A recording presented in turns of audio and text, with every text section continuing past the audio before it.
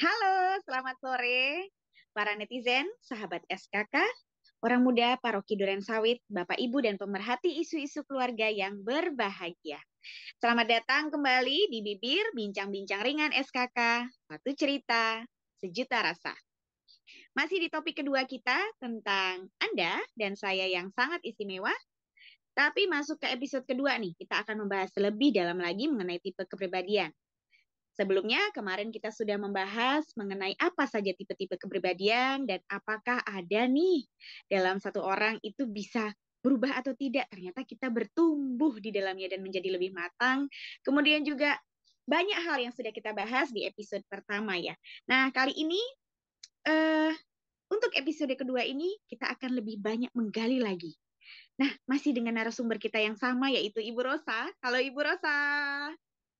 Hai Tere, selamat sore. Kabarnya pasti baik ini Tere ya. Baik Ibu. Ibu kabarnya Saya sehat?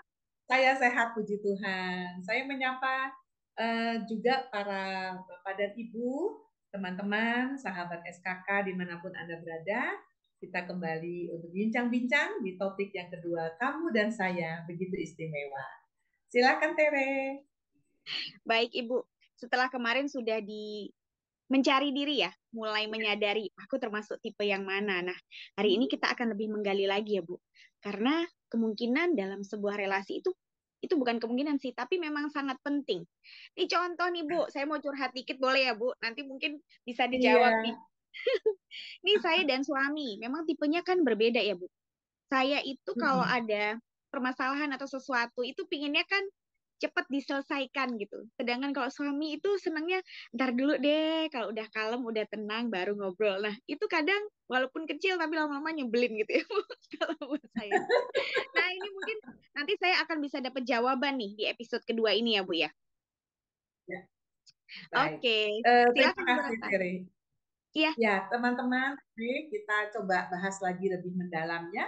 Jadi, kalau saya ingatkan waktu di episode 1 itu, Tuhan begitu kreatif menciptakan kita begitu istimewa, berbeda satu dengan yang lain. Nah, bukan karena saya berbeda dari suami saya, lalu saya menjadi lebih baik daripada dia. Enggak, karena semua tipe itu bagus. Ada 4 tipe kepribadian, teman-teman. Waktu itu kita sudah bahas ya, 2 minggu lalu. Yang pertama, yang tipenya ekstrovert, itu sanguinis. Dengan keceriaannya, dengan semangatnya. Kemudian tipe kedua yang kita bahas, yang introvert, ya introvert itu energinya di dalam dirinya yaitu melankolik. Yang serius, yang tekun, yang analisis mendalam. Tipe ketiga yang kita bahas, tipe kolerik, yang juga ekstrovert, tapi punya bakat kepemimpinan, yang tidak suka gitu-gitu saja, yang senang tantangan. Dan tipe keempat yang kita bahas, kembali ke introvert, yang lebih kalem, yang tenang, namanya tipe pragmatis. Ya, nah tapi di hari ini, sore hari ini, saya akan membahas di episode kedua ini, bagaimana setiap tipe itu kita kenali lebih dalam, begitu ya. Kalau waktu Jumat 2 minggu lalu kita membahas banyak yang bagus-bagus gitu ya, Ria. Tapi betul, pertanyaan betul. itu adalah akibat dari 2 tipe yang berbeda. Nanti kita bahas juga. Nah, yuk kita bahas. Ternyata gitu ya, ternyata ini penting banget. Semuanya penting ya. Tapi saya mengatakan gini, positif yang dibawa ke titik ekstrim menjadi negatif. Nah, Hmm, itu pesannya teman-teman. Jadi, kalaupun kita dikaruniai tipe-tipe yang berbeda, which is fine, nggak apa-apa, semuanya bagus. Setiap tipe punya kekuatannya, punya positifnya. Tapi positif yang dibawa ke titik ekstrim menjadi negatif. Contohnya apa? Seorang sanguinis yang memang senang bicara, menyenangkan, diajak ngobrol, tampil ke panggung. Kalau positifnya itu dibawa ke titik ekstrim, dia menjadi orang yang bahasa kita nyebelin gitu, Re. Ngomong sendiri, mendominasi pembicaraan, menyela, tidak bisa mendengarkan. Karena dia ingin menjadi pusat perhatian. Gitu ya. Jadi, jangan dibawa ke titik ekstrim, begitu kan. Yang namanya matang yang waktu itu saya sebutkan adalah dibawa ke titik tengah. Supaya kita seimbang antara kekuatan dan kelemahan kita. Gitu. Kalau melankolik, kekuatannya apa? Teman-teman masih ingat? Mereka memiliki pemikiran yang mendalam, serius, gitu ya, menganalisis. Tapi dibawa ke titik ekstrim, ini juga jadi nyebelin karena terlalu serius, murung, kurang ceria, menekan perasaan, gitu ya. Kalau bercandanya hidup sudah susah, makin dibuat susah oleh pemikiran Bener. yang berat itu. Nah ini saya langsung bingung nih, kalau tipe ini bersatu dalam keluarga pasangan suami istri, kan kerasa kan perbedaannya dan bisa menjadi gesekan-gesekan konflik yang menjengkelkan satu dengan yang lain. Begitu Tere. Nah Iya. kita lihat tipe ketiga, kolerik. Bakat kepemimpinan kolerik tadi yang kuat, ya, dinamis, suka tantangan. Tapi bagus nggak itu bagus. Tapi kalau dibawa ke titik ekstrim, dia menjadi orang yang sok kuasa, bosi yang saya Hmm. bilang tadi. Ngatur-ngatur. Dan nggak ada orang yang senang diatur. Istri diatur suami nggak suka, suami diatur istri juga lebih nggak suka, gitu kan ya. Jadi menarik sekali. Ya, menariknya kenapa? Kalau kita nggak kenali diri kita dengan tipe apa, tidak kenali tipe suami, kita sering bertanya-tanya, aku salah kali ya menikah sama dia. Nah, itu teman-teman. Kenapa? Padahal nggak ada yang salah, karena tipe itu kan saling melengkapi sebenarnya. Iya, betul. Ya? Nah, tipe keempat nih, pragmatis yang damai, senang bergaul, tenang, Hmm. sera-sera, setiap Kisah. hari ada hari Sabtu, santai. Kalau dibawa ke titik ekstrim, juga jadi orang yang nyebelin. Masa Hmm. itu nggak mau maju, nggak peduli gitu ya, karena Yap, ketenangannya yap. tuh dia Salah seolah-olah tenang. iya begitu aja udah oke kok. Jadi kelihatan nggak kayak nggak ada arah hidup. Nah, Iya. terbayang kalau pasangannya kolerik gitu kan, mau kemana Pak? Kemana aja? Nah, Mau makan apa Pak? Makan apa aja? Wah, si istri ngamuk gitu ya. Nggak ada penuh yang namanya apa aja. Nggak ada tuh, kita mau pergi, nggak punya rencana. Nah, istrinya kolerik, suaminya pragmatis. Yang tadi, hmm. misalnya tadi, udah deh nanti aja deh kita bicarakan. Nggak bisa, harus sekarang. Suaminya, ya Hmm. ampun, gue jadi yang satu merasa tertekan karena didesak-desak, yang satu merasa tertekan juga karena ini nggak ada gerakan. Nah, I itu see. yang saya katakan kita dikaruniai tipe kepribadian berjumpa dengan pasangan yang tipenya berbeda. Semuanya baik tipenya. Cuman kalau yang kuat, yang positif dibawa ke titik ekstrim, yang Gitu ya. tidak ada pertumbuhan tadi, yang menjadi Mhm. tidak matang, Iya, menjadi iya. tipe yang tidak bertumbuh, nggak harus berubah loh. Tipe yang tidak Mhm. bertumbuh. Dua-duanya harus masuk ke tengah. Yang Mhm. melankolik bisa deh sedikit ceria. Belajar dari keceriaan sanguinis. Kalau dia pasangan suami istri. Yang sanguinis, ayo sedikit serius. Ayo belajar mendengarkan. Supaya apa? Supaya orang juga senang ngobrol sama dia. Nggak cuma nyelak-nyelak doang. Gitu kan ya. Mhm. Teman-teman kolerik juga gitu. Ayo tenang sedikit. Nggak usah harus istilah saya gerusa-gerusuh mengatur Ya, orang. Belajar dari kedamaian, ketenangan seorang pragmatis. black man. Pragmatis yang tenang, damai, belajar punya visi hidup. Iya, yeah. Termotivasi sama istri atau suaminya yang kolerik. Nah, yang satu Mhm. nggak mendominasi yang lain. Gitu Tere ya. Jadi seru Iya banget sih. kalau kita pelajari. Nah, Tuh. terus tadi kan waktu itu tanya ya kalau nggak salah ya Rea. Ada Mhm. nggak sih satu orang tipenya dua? Dua, Nah, ya betul. Di episode satu. ada. Justru setiap Oh, dari kita adalah campuran yang unik. wow. Moga-moga teman-teman sudah sempat mengisi kuesioner dari buku Personality Plus di bagian belakang tuh ya. Oh iya, ternyata tipe yang dominan dari saya adalah sanguinis sama kolerik. Berarti saya Mhm. termasuk campuran alami. Campuran alami itu ada dua. Yang Mhm. sanguinis kolerik, kalau teman-teman masih ingat, gambarnya yang di atas, yang dua-duanya ekstrovert. Yang hijau sama merah. Itu ya, waktu itu saya kasih gambar. Terus kemudian campuran alami kedua, yang dua-duanya di bawah, yang introvert, Introvert. melankolik sama pragmatis. Jadi gimana nih kalau itu pasangan suami istri? Nah kebetulan saya sanguinis kolerik, suami saya Hmm. melankolik pragmatis. Waktu perjumpaan pertama menarik karena yang saya nggak punya ada di suami saya, yang Ah, suami saya iya. nggak punya ada di saya. Nah tapi setelah menikah kan jadi ribut ya karena saya kepingin atur dia, dia nggak kepengen diatur gitu. Dia terlalu tenang buat saya, dia terlalu serius buat saya. Yang sanguinis ini, suami saya juga tertekan karena kamu kalau ngomong meledak-meledak nggak karuan, kayak bom, ledak-leduk gitu, kayak petasan saja. Kan namanya orang ekstrovert petak tuh gitu ngomongnya, dia tertekan, jadi berantem deh, saling nggak ngerti. Nah, Nggak teman, tenang suasananya. mudah-mudahan semakin paham ya kalau Yep. seorang sanguinis kolerik itu optimis, mudah bergaul, dia senang jadi pemimpin memang. Kalau jadi pemimpin Mhm. kan menyenangkan karena dia memimpin dengan seru gitu ya, karena cerianya, Mhm. tapi dia punya arah, punya visi. Nah, jadi orang-orang juga senang kalau bekerja bersama tipe sanguinis kolerik. Tapi Mhm. kekurangannya tadi, Re. Jangan sok berkuasa, Mhm. impulsif, nggak sabaran. Karena kolerik kan nggak sabaran sama orang yang Iya. katanya lelet, katanya nggak sedinamis dia. Gitu. Ini kalau di kerjaan juga seru nih, Re. Misalnya anak buahnya nih pragmatis, Mhm. melankolik, gitu ya. Serius, tenang, tapi lambat kerjanya. Mhm. Aduh, ketakutan kan si kolerik. Terus anak buahnya ketakutan sama si bos yang kolerik dan sanguinis ini. Gitu. Stres deh. Stres dia. Kalau melankolik pragmatis, apa cirinya?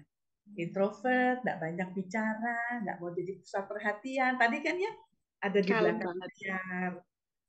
Lagi-lagi kalau suami istri ini seru nih gitu ya, memanggil ke atas panggung, yang sanguinis udah belum di panggung udah maju dia kan ya, terus istrinya yang melankolik pragmatis, jangan maju Pak, di belakang aja, papahnya narik, ayo Mama maju. Nah itu ribut tuh, sebelum maju ke panggung udah ribut gitu. Jadi kita harus kenali, kalau memang dia mau maju, tanya dulu, kita kalau dipanggil kita mau nggak maju, eh, Mhm. boleh deh, tapi aku di belakang kamu ya, itu kan lain kan. Mhm. Iya. Itu tips aja. Jadi suaminya yang sanguinis kolerik ini nggak narik-narik istrinya yang pemalu, yang kebetulan Mhm. introvert tadi. Istrinya juga nggak mau, jangan kabur gitu ya. Namanya dipanggil ke depan prestasi berdua kok ya gitu ya. Jangan kabur. Ya deh Pak, tapi kamu duluan ya. Kayak gitu. Jadi melankolik pragmatis ini kalau jadi guru tuh bagus karena dia mengajar dengan sistematis. Dia kalau Mhm. mengajar anaknya gitu ya, PR buat PR, dah nomor satu kamu udah ngerti belum, baru nomor dua, nomor tiga. Nah, kalau yang sanguis kan ngajak dari nomor satu ke nomor lima. Maju Sabar. lagi nomor dua. Seperti itu, Terry. Sekarang kita coba lihat campuran yang kedua ya, Re. Iya, iya Bu, Campuran kedua silakan Bu. disebut campuran pelengkap. Hmm. Pelengkapi. Nah, pelengkapnya di mana? Teman-teman, kalau yang pelengkap itu ekstrovert sama introvert ketemu. Tapi Hmm. arahnya kalau enggak kiri kanan. Kalau tadi kan atas dan bawah. Nah, Ya. sekarang kiri kanan. Mhm. Jadi kolerik itu pasangan pelengkapnya tuh sama melankolik, ya. Hmm. Yang satu ekstrovert kolerik, melankoliknya introvert. Makanya disebut pelengkap. Tapi dua-duanya arahnya ke tugas.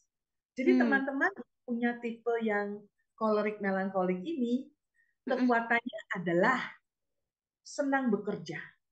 Wow. Jadi pebisnis itu biasanya berhasil. Oh. Dia tekun, Mhm. serius, menghitung keuangan pinter, tapi punya visi ke depan memimpin. Nah, keren ya. Tipe Yes. ini bagus banget sebenarnya. Semua tipe bagus. Hati-hati saja kalau saya boleh bilang, dia senang kerja sampai merasa bersalah untuk istirahat. Ah. Jadi cepat Over capek. ya? Nah, ini yang paling sering stres. Nah, makanya waktu kita bulan lalu ya bicara Ya. mengenai stres, ini tipe kolerik melankolik yang paling sering kena stres. Karena kerja, Burn kerja, out. kerja, target, target dan serius Iya, gitu. iya, iya. Ya, jadi kita kenali lebih dalam ya teman-teman. Nah, kalau campuran pelengkap yang satu di sebelah kanan, sanguinis yang senang bicara ekstrovert, di Mhm. bawahnya pragmatis yang Otomatis introvert. Tapi dua-duanya orientasinya ke people. Banyak orang. teman, teman Facebook 10.000, nggak bisa ya, 5.000 maksimal. Ya follower IG-nya ratusan ribu, jutaan, gue Mhm. TikTok kan, dan dia lupa nama teman-temannya, saking banyak, Saking banyaknya. saking banyaknya. Jadi optimis, seneng dengan orang, seneng bergaul, temennya banyak, dan dia banyak Hmm. disukai orang. Sanguinisnya ceria, pragmatisnya yang Mhm. damai, yang nggak mau banyak musuh kan, yang jadi campuran ini juga nggak kalah menariknya. Nah, Hmm. however, hati-hati kalau terlalu banyak bergaul, jadi dia tidak fokus pada pekerjaan, tidak fokus pada target Oh, I atau see. mau mencapai apa dia bingung. gitu ya. Hmm, Terlalu hmm, banyak hmm, hmm. teman, pengen menyenangkan semua orang juga nggak baik. Karena kalau kita Hmm. misalnya diberi kesempatan menjadi pemimpin itu nggak bisa menyenangkan semua orang. Jadi nggak bisa Ya, ngambil keputusan nanti, gitu. ya, ya. Seperti itu, Tere. Ini bagian pertama dari episode kedua. Yes, yes. Menarik banget, Bu. Ini menjawab pertanyaan yang kasus saya tadi ya. Nah, ini penting Yes. banget memang kalau untuk pasangan yang Mm, akan menikah ya, Bu ya. Itu sangat betul. penting. Makanya di Paroki Duren Sawit ada ini nih, pembelajaran tentang membina rumah tangga MRT. Nah, itu penting banget karena pasti akan diajarin nih untuk saling mengenal tipe-tipe kepribadian ini. Supaya Betul. nantinya nggak terjadi seperti tadi ya Bu ya. Awal-awal Iya. sih masih cinta-cinta bucin ya. Habis itu kalau udah jadi ada bom, belum Iya. tahun baru udah ada bom. Iya. Dan Udah ada. mungkin nggak cuma pasangan suami istri, Tere, dengan anak-anak juga. Jadi Ya, dengan keluarga. kebetulan Ya dalam betul. keluarga kami tuh kami berempat punya tipe yang kekuatannya beda-beda. Saya lebih dominan Hmm, feminisnya, Pak Jimmy suami yes. saya dominan melankolik. Anak saya yang pertama Heeh. itu dominan Ica itu dominan pragmatisnya. Kan sudah ada tiga tipe. Oh. Nah, yang Mm-mm. kecil si Glenn dominan koleriknya. Jadi kalau dari Hmm, kecil kita tidak membantu membimbing mereka, mengasah mereka untuk bertumbuh, berkembang, itu yep. gesekannya makin sulit. Ya, yang Betul, kalau betul. itu mau menang Betul. sendiri bisa, kita mau tahu orang lain ya kita ajarkan. Mm-mm, mm-mm. Jadi pemimpin yang melihat dan mendengarkan banyak orang. Semakin bertambah Hmm, usia dia semakin matang, semakin bisa mendengarkan, nggak mau maunya sendiri gitu kan ya. ya, ya. Mm-mm. Anak saya yang pragmatis juga itu sekarang belajar untuk mengeluarkan ekspresi apa namanya hatinya, pikirannya, Mhm, bisa mengatakan tidak tanpa harus merasa bersalah, tapi tetap mm-mm, menjadi mm-mm, anak yang kind, baik, bukan untuk pleasing aja menyenangkan orang lain. Nah, itu kan mm-mm, untuk mm-mm. Tuhan ya, Bapak Ibu, teman-teman dan sahabat semua. Dan itu gunanya kita mengenal tipe-tipe kita. Ya, ya. Betul banget, Bu. Ini saya jadi ada pertanyaan nih, Bu. Kalau misalnya nih dalam sebuah keluarga, tadi kan kebetulan keluarga Bu Rosa berbeda-beda nih. Terus Ya. kalau ada yang sama nih, Bu, kepribadiannya, tipenya. Nah, ini untuk menghadapinya gimana nih, Bu? Sama-sama pragmatis, cinta damai, jadi saling nggak enakan. Nah, itu gimana ya, Bu? Ya, Marahnya nggak jadi apa-apa. panjang ya. Ya. Pasti di setiap keluarga ada masalah. Apakah tipenya sama, mirip, atau tipenya berbeda.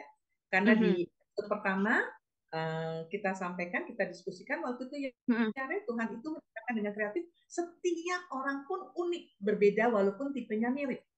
Jadi Ya. sesama pragmatis di rumah kelihatannya damai, tenang, gembira-gembira. Belajarlah untuk salah seorang menjadi pemimpin untuk mengatakan saya mau ini, gitu ya. Karena Mhm.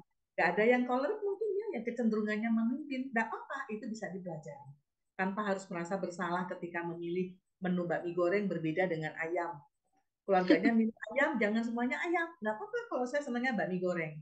Selera itu Mhm. hubungannya dengan tipe kepribadian gitu ya. Terus Mhm. kemudian tipe yang sesama sanguinis, belajarlah untuk saling mendengarkan. Jangan rebutan ngomong gitu.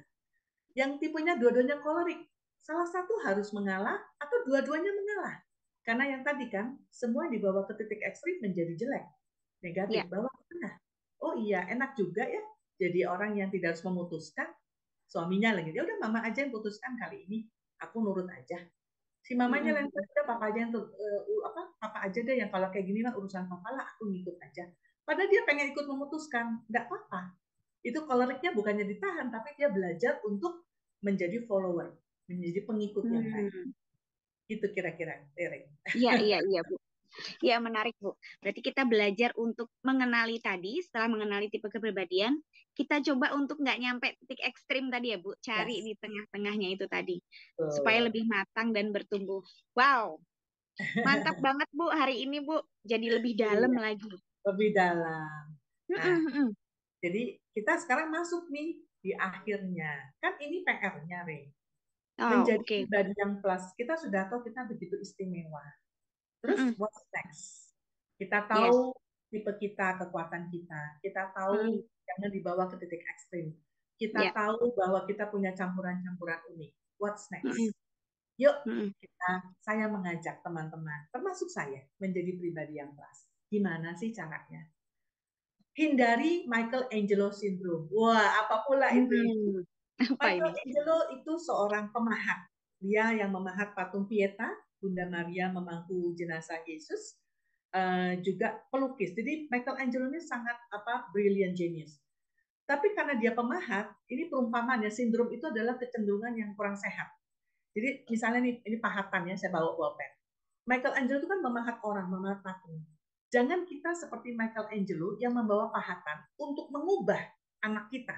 Saya pahat dia menjadi sanguinis karena dia terlalu pendiam, dia pragmatis. Ya. Saya pahat anak saya yang kolerik menjadi lebih tenang. Jangan.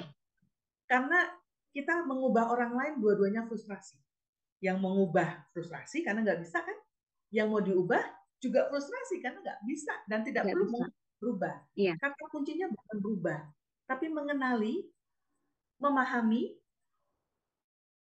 dan merawatnya dengan belajar bertumbuh bersama dengan orang yang berbeda maupun sama. Ya. Tipenya.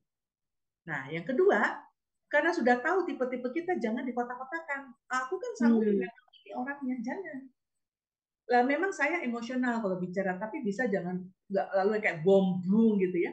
Emosi ekspresi boleh, tapi mengekspresikan dengan tepat. Artinya dibelajar lagi. Sampai sekarang saya juga belajar, Terry. Nggak sempurna gitu. Kadang-kadang ngepleset, kadang-kadang jatuh. Ya udah belajar lagi. Ya, saya kan, kamu kan memang orangnya melankolik, gampang begini-begini. Jangan juga menuduh pasangan, stereotip. Ya, I see. Oke. Karena dengan stereotip relasi kita nggak berkembang. Gitu. Tadi itu, ya memang dia orangnya kolerik, maunya menang sendiri. Belum tentu. Karena bukan menang sendirinya yang kita soroti, atau kita soroti kolerik lalu artinya menang sendiri, itu kan stereotip. Oh, dia kolerik, memang ngomongnya seperti itu. Gimana caranya berelasi dengan orang yang kolerik? Kalau dia cukup dekat sama kita, mungkin kita bisa bincang-bincang, dengerin dia, karena orang selalu ingin didengarkan kan ya. Biarlah dia menang dulu, tapi kita pelan-pelan bilang, kali ini boleh nggak aku yang kasih pendapat? Gitu ya. Jadi nggak selamanya mudah, of course, tapi selalu ada caranya. Dan karena ini spektrum, yang tadi itu jangan dibawa ke titik ekstrim. Jadi kalau sanguinis oke, tapi jangan dibawa ke ekstrim sanguinis sampai mentok. Karena itu mengganggu orang. Dan terakhir, teman-temanku semuanya, bertumbuh bersama orang lain yang berbeda atau mirip dengan kita, itu bisa. Karena kita selalu saling melengkapi. Jadi miliaran orang di dunia ini kok cuma dibagi 4 tipe. Bukan berarti cuma ada 4 tipe. Setiap tipe pun ada keunikannya. Ada karakternya, ada kebiasaannya, disiplinnya. Ya. Jadi kalau tadi stereotip, orang sanguinis itu nggak teratur. Bisa nggak dia belajar disiplin? Bisa.